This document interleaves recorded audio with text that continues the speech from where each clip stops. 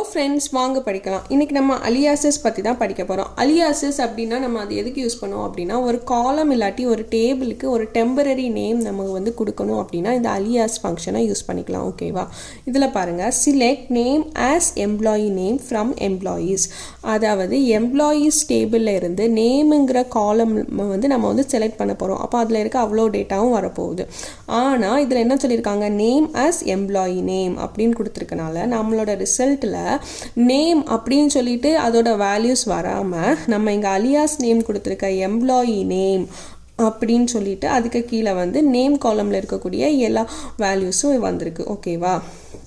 இதே இது நீங்கள் மேலே இருக்கக்கூடிய இந்த கொரி பார்த்தீங்க அப்படின்னா இதில் நம்ம சிலெக்ட் நேம் ஃப்ரம் எம்ப்ளாயீஸ்ன்னு சொல்லிட்டு ஒரு ஃபில்டர் கண்டிஷன் கொடுத்துருக்கோம். ஸோ இதோட அவுட்புட் நேம், அந்த காலம், இந்த டேபிளில் காலம் நேம் எப்படி இருக்கோ அதே காலம் நேமில் இருக்குது. அப்புறம் எதெல்லாம் டேட்டா அந்த கண்டிஷன் சாட்டிஸ்ஃபை பண்ணியிருக்கோ அந்த டேட்டா மட்டும் இதில் வந்திருக்கு.